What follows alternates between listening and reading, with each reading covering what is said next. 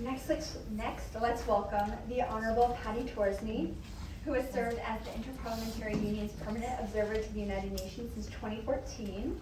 Ms. Torsney, the floor is yours. Thanks so much, Christina, and I echo that breath of fresh air that we all feel with you here. Thank you. And I have to say, I'm sure all the UN people will agree. This week is like none other at the UN, and I sit here listening and observing and thinking, man, if we actually were like this all the time, what the UN would actually be achieving. It's really unfortunate that you're not here all the time. I am very happy to speak on behalf of the IPU in support of this important initiative. We have a gender team of colleagues who have made this happen. And women's political empowerment has been at the core of IPU's mandate for decades, really. It's instrumental that we aim to foster genuine democracy, human rights, and sustainable development and peace. Gender parity in decision-making and truly inclusive decision-making processes go hand in hand, as Massimo said. Democratic institutions can only respond to the needs and aspirations of the whole of society if they are representative of all the sectors. And while that seems like a no-brainer, we all know lots of things aren't as they appear, we are still so far from achieving that objective, and progress in some countries is actually being reversed, as Hendriks said. In 2023, for instance, out of the 66 chambers that held parliamentary renewals in 2023, so for most of us that means elections, less than half saw an increase in the proportion of women members, just 32. And close to 30% actually saw a decrease in the number of women in the parliament. As a result, we're seeing very slow progress overall. Today, just 26.9% of MPs around the world are women. It's an increase of only 0.4% from a year ago. As has been mentioned, at this rate, we'll never get anywhere. Young women in particular are underrepresented. Women under 30 hold only 1.4% of all the parliamentary seats around the world. So how do we change that picture? We must make the case that gender parity and inclusive decision processes are not only the right thing to do, but they're the smart thing to do. So who are the key people that we need to get on board?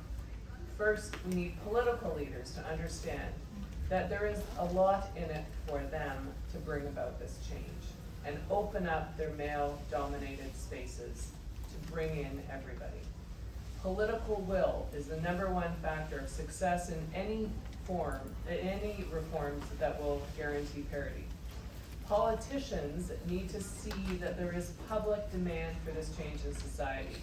All of you in this room can make a difference. You can call your politician, you can get involved in the political process, you can demand change. And I'll tell you, parties that are in trouble are usually more interested in making change. And then when they get elected, you need to hold them to the changes that they committed. Been there, done that. That you must never let up. You have to support each other in making these changes. You have to be that person who raises an uncomfortable issue and advocates for change. Social norm change has to happen everywhere, at school, in the media, and through a vibrant women's movement in society.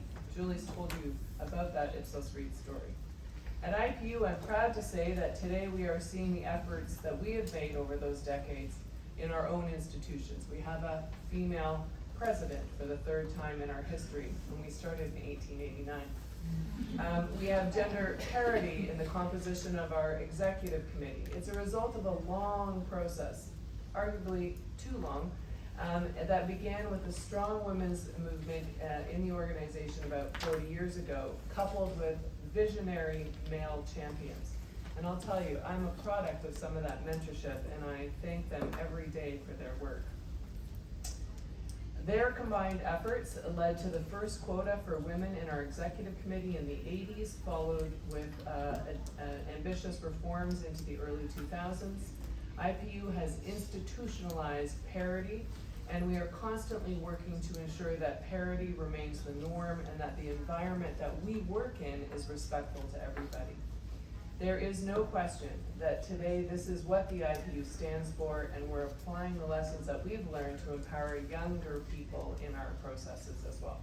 In a nutshell, we know that social norm change requires political will, strong political will, sustained efforts, you can't ever let it up, institutional reforms, so get a hold of those processes, and allyship.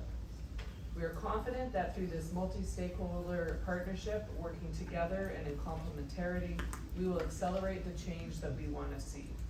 IPU will be tapping in to our own bodies and our convening power to mobilize national parliaments, and I'm pleased to see there are parliamentarians here in this room from many of our members, that we will work particularly on empowering young people as well, young women, and our efforts together with our partners to unveil and address the prevalence of violence. And it has been mentioned, but IPU did some of the first studies on violence, sexism, harassment, and violence toward women parliamentarians, and we produced guidelines on how to eradicate this from parliaments. But again, it takes political will, so I encourage all of you to look for those materials. We'll continue to collect the data as we do every year and every week on women in parliaments, and raise awareness of the importance of ensuring women from all walks of life participate in all their diversity in the political process, and they can become political leaders. Again, we want to thank the EU for this important initiative and for the trust that they have put in the IPU for this change. Thank you.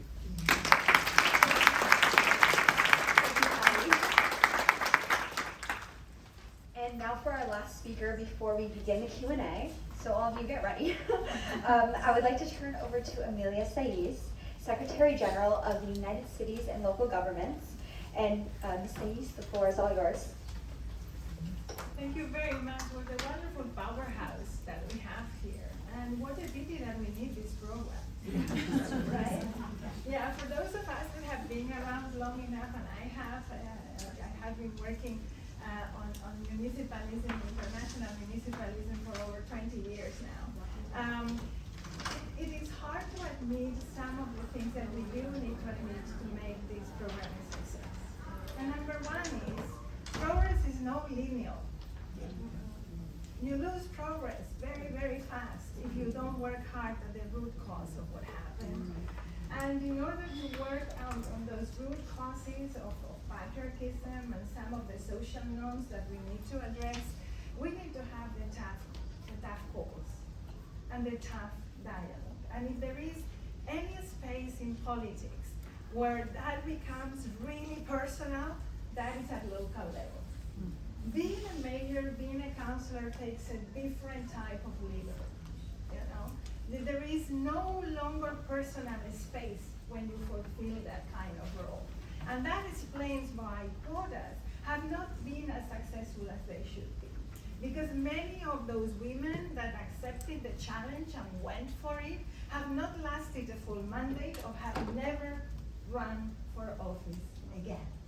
And that is why the results, and Julie knows this very well because we've been working together on those indicators and keeping track of those numbers, the numbers are very bad. And they will continue to be very bad because the quantity is not enough. Quality is extremely important. It's also very hard to accept, and we don't say it enough, there are many women that are confirming and addressing and promoting patriarchy. It's a fact. I'm sorry. We need to say it to each other. And many political leaders are doing that, and they are being used by the political parties. So I am very, very proud to say that our century-old movement, not as old as IPU, but almost 1913, United Cities and Local Governments, has declared itself in 2020 under my mandate, I'm very proud, a feminist municipal movement. Because it is about equality. It is about a different type of leadership. It's about the numbers. Yes. I want women to reach there. Also women that I don't agree with. I want women to make it, okay? Yes. But if we want to change things, if we want to address the social norms, then we need equality. And equality is a different type of leadership, an empathetic type of leadership, a leadership that addresses the changes in institutions, but doesn't stop there because most of them are temporary. You can lose that. You need to also change the policies that you make, right? You cannot reach the post and do exactly the same thing that has been done. You need to show people that there is a difference and that feminism is about them. It's about boys, it's about men that want to live a better life. It's about accepting that what we have constructed together does not lead to quality of life. Actually, no. And so, that men are going to have a tougher spot in a few years. Look, I mean, having been a woman for now 54 years, I could easily tell you, so what? Okay? I could easily say that, but I'm not going to say that. I'm not going to say that, and I'm going to say, no. It is about living together in a better way. It's about learning. It's about learning to define quality in a different way. It's about a different type of sustainability. It's about a different policies that actually put people at the center of things, about shifting from local service provision, for instance, to care service provision. And if we do that, and I think that we together can reach that, then we will address the social norms, then we will address the numbers, then we will not have this perpetual confrontation that I cannot accept. Being a feminist is not being against men or any other gender. It's simply about shifting the type of rules and models that we have been living in. So our role in this program, we play a small part in this program, but we hope we can bring a big change about it. Is putting women together, women that are now in local leadership positions, to learn from each other. We want to ensure that more and more women run for office. Not an easy task, believe me, not an easy task. We even have a special envoy on violence against local leaders. There is a rise on this. And we are also going to collaborate in developing new tools for learning exchange. And indeed, having the tough talks on what the transformation of those social norms can be. So please do count on us. We're very, very pleased to be part of this partnership. And don't you ever forget, if you want things to change, you need to make it personal. And local politics are personal. Thank you very much. Thank you, Amelia. Okay, it has been incredible to hear from the 4 partners that will be implementing WYDE Women Leadership's goals to establish this groundbreaking territory for women and young women's political participation. Okay, now the moment we've all been waiting for. So now we'll begin the Q&A part of the session. So we are excited about this initiative, but even more excited to hear from our audience and attendants on the work that you are doing to address social norms change. So social norms, we've talked about them a lot, but social norms refers to values, beliefs, attitudes, and or behaviors shared by a group of people. They are often based on what people believe to be normal, typical, or appropriate. Social norms can function as unspoken rules or guidelines for how people behave and for how people are expected to behave. Now, I'm sure a great number of us are working on different projects to achieve social norms change, and we're excited to hear about your experiences and your challenges that you've faced. And everyone brings such a unique perspective. And we have a packed room, which I'm so excited. This is so great. The turnout for this launch has been incredible, and we're absolutely loving the energy and the enthusiasm. I see lots of notes, I hear lots of typing, so that's fantastic. So we ask that you limit your responses to a minute in order to get as many perspectives and to hear as many voices as possible. I think that's great so that we can be respectful of everyone and hear as many people. I think we have about 15 to 20 minutes, which should be good. And as moderator, the thing I absolutely dislike the most is cutting people off. And I'm sure no one likes to be cut off. So I'll keep the conversation moving and flowing. Sounds good? Okay.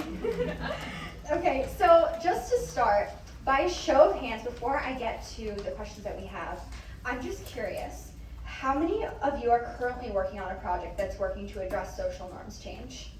Okay. Oh yeah, everyone here should have their hands up. How many of you, I see maybe some students, how many of you are studying social norms or something related to that? Any students in the room? Okay, a few, okay, great. Anyone doing any data research on social norms change? Okay, great, that's fantastic.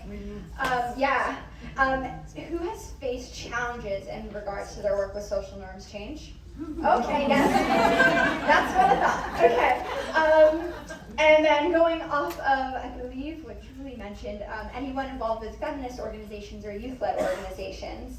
I think I saw a Scout or WYDE representative over there too, so great. And then lastly, anyone looking to run for office? Any potential? Yes, amazing!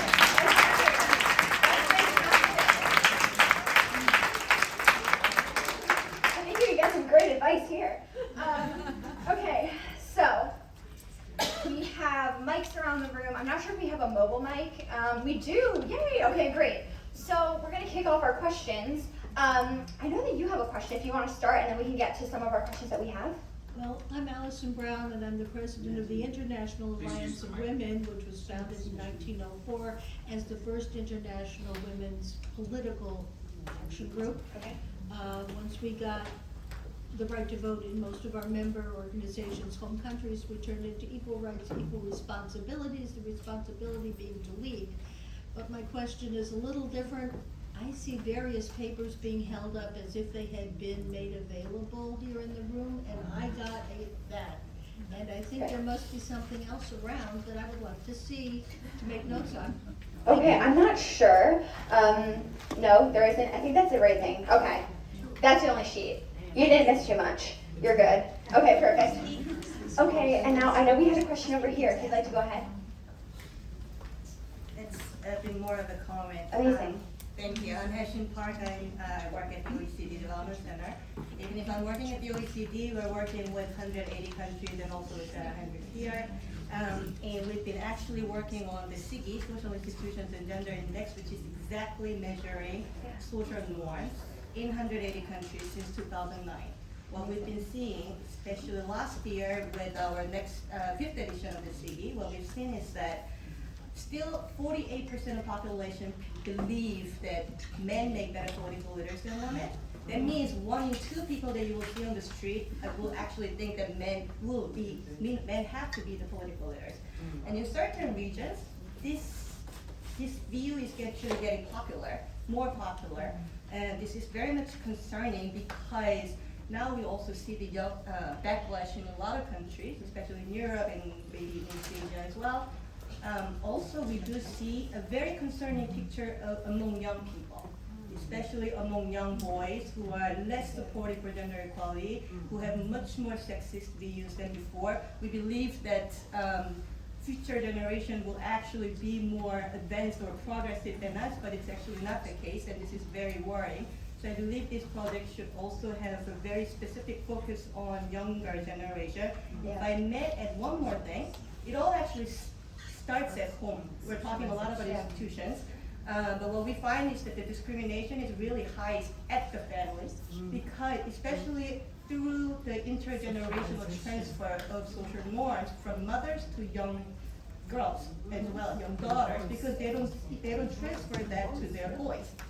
So this is really one of the things that I want to mention, and also I very much agree with our last speaker when it comes to male. Now everyone is saying that men is losing. I mean, everyone is saying that gender equality is not a zero-sum game, but in the short term, it's true. It's men who's actually going to lose with all these feminist movements and so on. And we need to also think about them and to sort of make them understand that there is something in it for them as well, for everyone actually, when it comes to gender equality. What I think is an interesting question that we actually have to pose to the audience, and I do have a quick comment on it before, but it goes off what you're speaking about is what are the different communication approaches that would be effective to reach youth and reach young people in the younger generation. I actually work a lot with USA Girl Scouts Overseas, which is a member of Girl Scouts of the USA, which is a member of WAC, so there's the, okay. So there are 8,000 girls around the world, 90 plus countries. And what I've really found is that a lot of organizations, when they're trying to reach youth, they just really aren't using the right tools and they're not meeting youth where they are. I think truly embracing, to be honest, Reels, YouTube Shorts, TikTok, it is where people are going, and embracing those type of communication strategies, although they might be a little bit different and not like the typical, like, oh, let's write a packet and, things like that. But I think that those are really truly the ways that you're going to reach them, and the numbers will truly show. So I think that's a really great strategy, and thank you so much for sharing that. And also, to our first question, we have some information that I was passed. So you can go to www.ipu.org. There are knowledge products available there, and you can sort with gender, and there's lots of information that you can find there, and you can also subscribe to IPU's newsletter on their website to get more knowledge information about the topics that we're talking about today. So I think that's very helpful. Thank you so much for sharing that.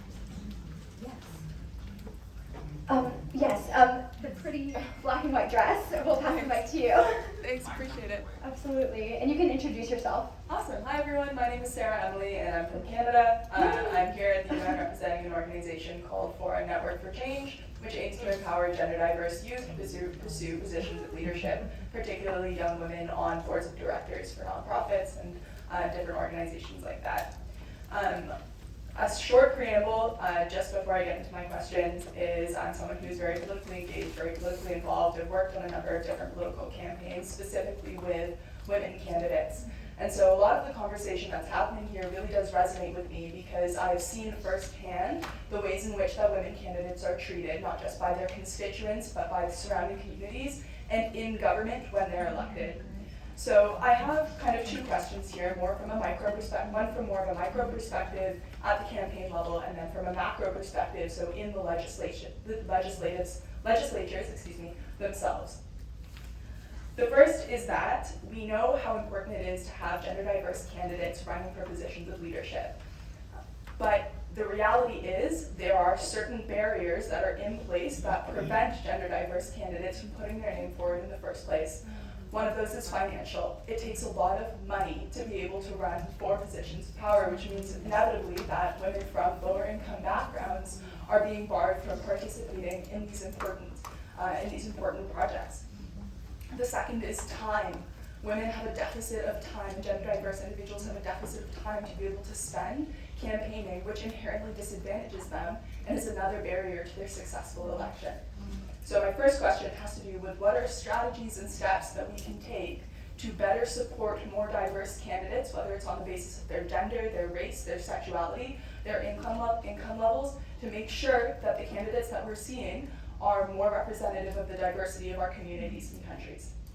The second question I have is when these candidates are hopefully successfully elected, we do know that when there are more diverse candidates, more diverse representation in governments, chances are there's a more positive impact on the policies that are being put into place. But we also know that institutionalized sexism, racism, homophobia, xenophobia, I could go on, are systemic barriers that prevent these policies from being put forward at all.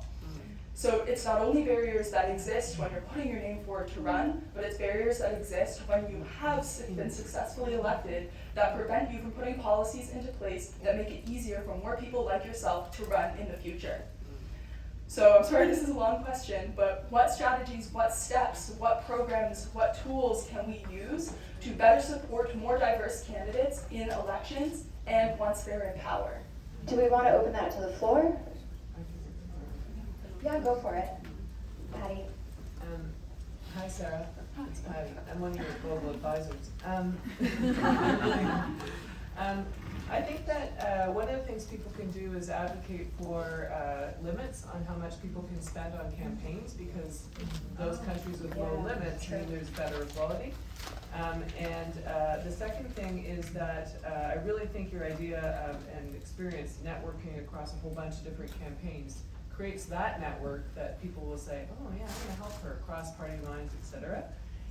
But I think you also are seeing what it feels like in different campaigns and how you're treated as a volunteer. So for instance, I've worked on lots of different campaigns before I ran for office. I had a childcare space in my campaign offices, so when people said, I have limited time to help, I got a 3-year-old, I'd say bring the 3-year-old and we'll make sure that they can have a good time too.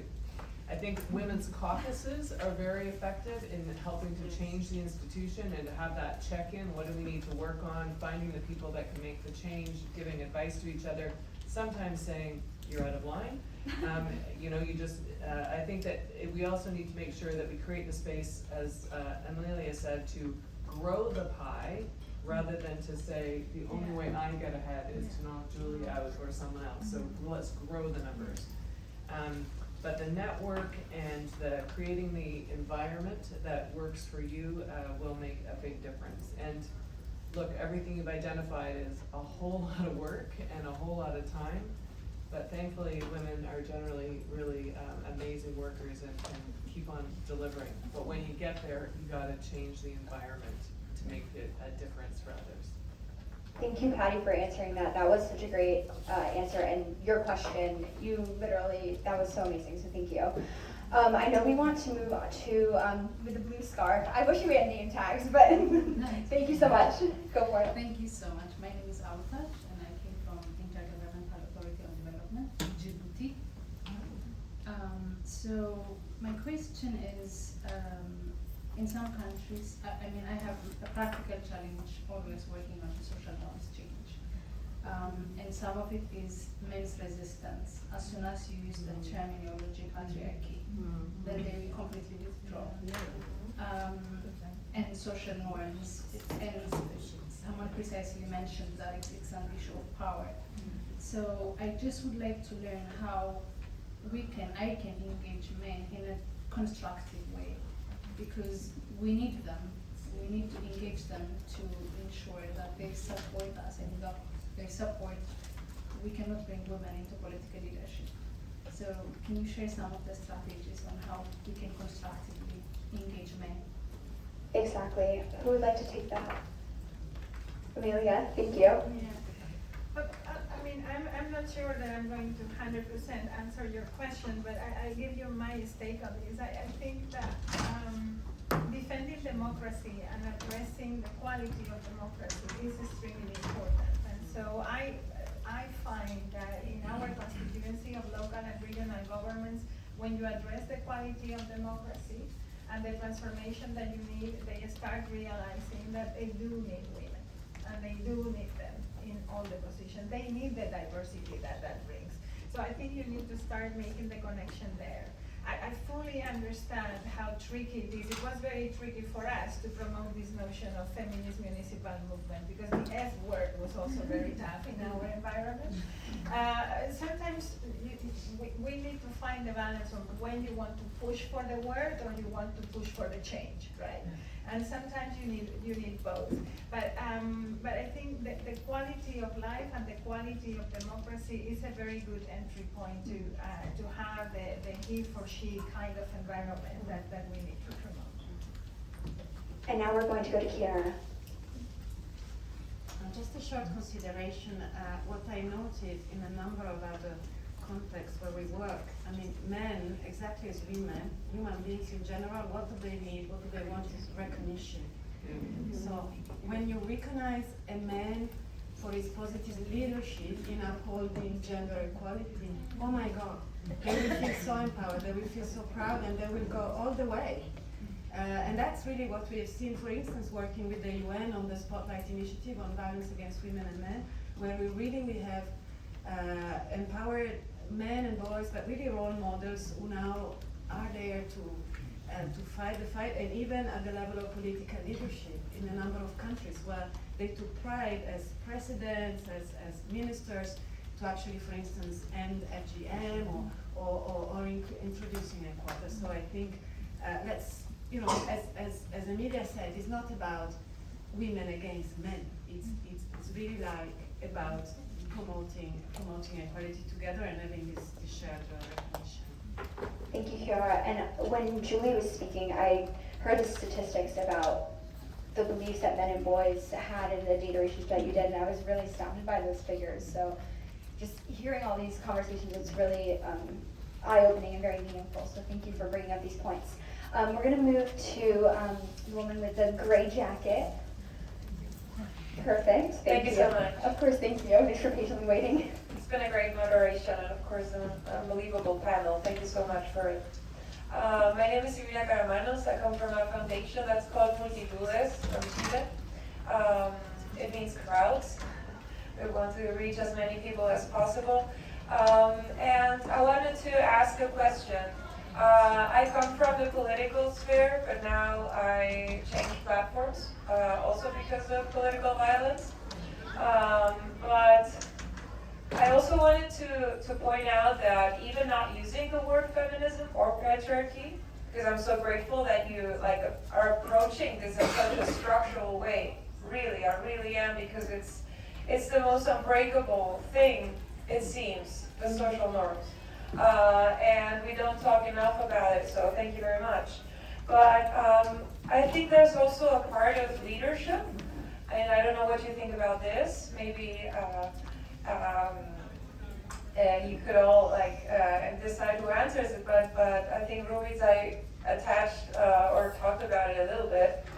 There's leadership, and there are women being left alone when they become leaders. All right. So it's also a lot of the environment, but also the people that grow with those leaderships or even see them, especially when women are trying to make a change. You know, you don't even need to call it feminism. I also talked about this in a lot of places where you can see a woman walking next in your neighborhood. Yeah. And you can see she's concerned about something. She might be trying to change something at his child's school or at home or wherever, or there's a politician or an activist, you know? I know that one big part of WYDE women leadership is the networking and the mentorship that is taking part as part of the program. I know who wants to take this one quickly, because I know we have about 4 minutes left. Julie, do you want to take this one? Thank you for the question. Sure, and I'd also look to Ruby, because you'll be working with the Academy with young leaders. But your question was a bit broader, I think, about you started with political violence and all of the challenges in addressing the structural, approaching this in a structural way. And I think building the partnerships across organizations is the easy part. It's easy for us to sit here around the table and to agree to work together. To be honest, I mean, I'm curious to see how this program will roll out at the country level and how we will make those connections. I think we're building on a lot of tools that we have. So through UN Women offices, we have a vast range of networks through our country office, through our country teams who work with civil society organizations and have connections with youth movements, for example. We have a big civil society following it at UN Women. So we have networks that we will engage in our regional dialogues that we'll be rolling out. And certainly connecting with political women, with young political leaders, I think is something that, that's the strategy that we will approach. But I know that I want to hand over to Idea, because I think the idea of your academy is something that is specifically targeting this issue. So over to you, Ruby. I don't know if Madam Moderator permits, maybe it's something that we can take up. That's Irina, yes. Yeah, from Multitudes. Yeah, some of the conversations we can do bilateral. Okay. Yes. All partners, all participants. Thanks. Thank you. We're going to move to, are you with Scouts? I am. Okay, thank you so much. Go for it. So thank you. I'm honoured to be in a room with such amazing and powerful women and feminists. My name is Jessica Ankers, and I'm representing the World Association of Girl Guides and Girl Scouts. so it's great that you're part of us. Thank you. Thanks for being here. I'm here as a global advocacy champion, so not only am I a youth voice, but I'm representing the youth voices of 8.9 million girls in 153 different countries. We have the platform for advocating, we have the platform for garnering these youth voices, and from promoting advocacy, we have the statistics about what young people want, we have calls to action through our governments, and yet we are facing a barrier in getting these to the right people. We have so much to give, we have so much to change with the social norms of all these different countries and all these women and girls, and yet we can't get through to the people in power to make those political changes. There's only so much we can do to encourage the girls in politics when this kind of situation exists, and yet we still have their demands and we can't get it through to anyone. So how can we, as an organisation, get through to institutions and to governments to get their voices across? I truly relate wholeheartedly to exactly what you're speaking about. Same situation, I totally understand. Who would like to do this? Chiara! Yes! 1 minute that I cannot resist, because we just initiated actually a great partnership with the Scout, with International Scout and other youth movements. We launched this test case. It's called the Youth Empowerment Fund, and it's precisely about making sure that young people who know what to do and come with the great ideas, that they just put their ideas there, and through your support and the support of other youth movements, they can develop those. So it's really a test case.